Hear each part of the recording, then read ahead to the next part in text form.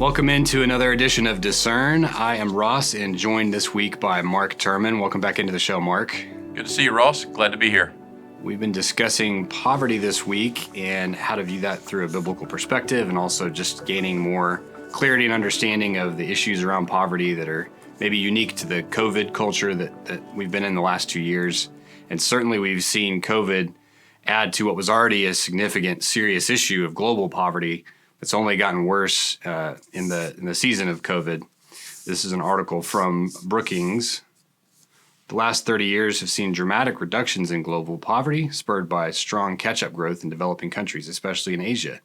By 2015, some 729 million people, 10% of the population, lived under the $1.90 a day poverty line, greatly exceeding the Millennium Development Goal target of halving poverty, which is encouraging. From 2012 to 2013, at the peak of global poverty reduction, the global poverty headcount fell by 130 million poor people. This success story was dominated by China and India. In December 2020, China declared it had eliminated extreme poverty completely. India will, however, experience a short-term spike in poverty due to COVID-19 before resuming a strong downward path. By 2030, India is likely to essentially eliminate extreme poverty, with less than 5 million people living below the $1.90 poverty line. By 2030, the only Asian countries that are unlikely to meet the goal of ending extreme poverty are Afghanistan, Papua New Guinea, and North Korea.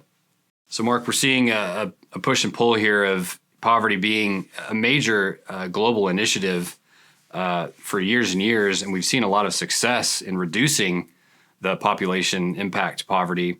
And then obviously we've seen COVID-19 impact the poor, and we've talked about in prior episodes that in times of crisis, it's going to be the poor that are more affected because they don't have the capital or the protection built in from the capital to sustain the unexpected crisis. When we speak of global poverty, can you just speak to how we as Americans, most of the viewers here are American, how should we view global poverty in light of these statistics? I think the Bible teaches us that we're supposed to have a concern for everyone in the world because everyone is important to God. Everybody is made in the image of God and valuable to Him. And so we should care about every person and about their situation. But while we think and gain awareness globally, we're also supposed to act locally and to become involved where we can, when we can.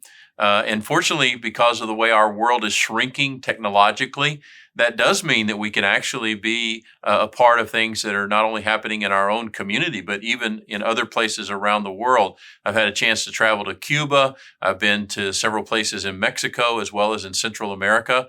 And so we have the opportunity as believers, and we have the calling from God to engage in these places and to work with strategic partners. What you mentioned from the article reminded me of a book I read just a couple of years ago by Hans Rosling called Factfulness. He affirmed what the article affirmed, that worldwide we have made tremendous strides in reducing abject poverty. Now, that doesn't mean we don't have a lot to work on. What he talked about in this book is something we need to think about. Things can be both bad and better at the same time. There are people around the world, it's pretty bad for some people, there's no question. But at the same time, we have made it better for a lot of people around the globe, and we ought to continue to pursue those things because that's the reality of our world. It is always difficult, or certainly is still difficult for a lot of people in a lot of different ways and in a lot of different places. But we are making progress, and we should be thankful to God for that. We should celebrate that every chance that we get. Yeah, and the technology does give us access to understand these areas more, and even just the ability to travel gives us the opportunity to walk in these countries and these areas that are affected. I had the opportunity to visit Honduras about 10 years ago and to visit an orphanage where, you know, the impact of poverty became extremely real. I mean, there's no more real than you can get than sitting in an orphanage and being able to play with these children and hold these babies and understand that they're coming from extremely difficult circumstances.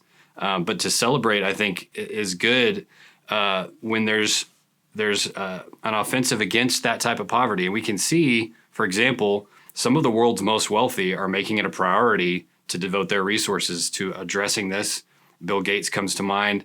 And we can look to their example in a lot of the projects they've started to really try to understand why it's happening and the actual practical ways to help. Because like so many of the biggest world problems, it's not a simple solution. It ends up being rather complex. Yeah, it is certainly on a global scale. And when you're working in different parts of the world, there's a whole different cultural context. There's all kinds of agendas and hindrances that we have to deal with that are constantly in play. And we need to see ourselves as missionaries, not only bringing the gospel, but earning the right to bring the gospel by meeting people's tangible needs. The book of James speaks to that. Jesus modeled that. He fed people. He cared for their illnesses. He helped them in very real and tangible ways. And that really gave him an incredible credibility to speak to them about the needs of their soul. And that's something that we need to model and to emulate in our lives as well. But the great thing is that while not all people don't start in the same place or with the same conditions, right? You and I have a lot of benefits simply because providentially we were born into a certain part of the world at a certain time to a certain group of parents. And that gave us tremendous advantages that a lot of people around the world don't have. So how can we become generous in the way that God is generous toward us? How can we share out of our abundance for those who don't have as much so that they have more opportunity and more ability to take care of themselves and to build good communities? One of the things along those lines that really helped me early when we were married is we were presented an opportunity to sponsor a child through Compassion. And this is an organization that allows you to, for a very small amount of sacrificial giving, take one individual elsewhere in the world that you would otherwise not be able to meet and fund their schooling, fund their basic physical needs, fund their Christmas, give them a birthday, give them opportunity to have access to schools and education. And I think one of the dangers is when we start to assume the problem is so big that we as an individual can't possibly impact it. What I'm so grateful about with organizations like Compassion is they're providing a way for every believer to make an impact on at least 1, 2, 3. And I guarantee you those 1, 2, 3 are experiencing the benefit of that. Oh, absolutely. And that's the great thing. There's so many really good Christian organizations, and through your local church, I promise you can find 2 or 3 opportunities easily, whether it's with Compassion International, Samaritan's Purse, even the Salvation Army. There are so many good organizations and good churches that are facilitating opportunities, not just for you to write a check, but for you to pray very intentionally, to travel to some of these places.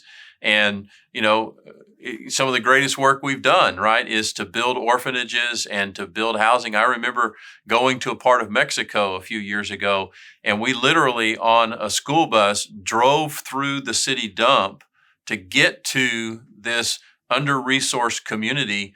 And we added a simple, basically what we would call in most American communities, we added a tool shed that was about 6 by 12 in size. And for that family of 3, we doubled the amount of space that they had to live in. They had no running water. They got their water in a 55-gallon barrel that they often would refill when it would rain. They would gather that water and funnel it into this barrel. They had no indoor plumbing. But when we came and we built them additional shelter and we did some other things for them, they were enormously grateful that somebody had paid attention to them, somebody shared with them, and that their life was going to be significantly better because of it. We have so many opportunities to do that in our world today, and I hope with the waning days of the pandemic that we'll be able to do more of those things in coming days, because that's what generosity from a Christian standpoint is all about. I'm certainly hoping that we're reaching a point where the pandemic is allowing us to travel again. It's been difficult to get to travel to some of these regions, but while we can certainly give our money, there's nothing that fully replaces visiting a location and being able to be physically present with another person witness to them, meet their need, and just show them how much we love them. And so I'm hoping that travel becomes more and more possible as the pandemic shifts. But it's been a good discussion here about global poverty. We're going to continue to discuss poverty on the other episodes this week. We'll see everybody back on the next episode of Discern.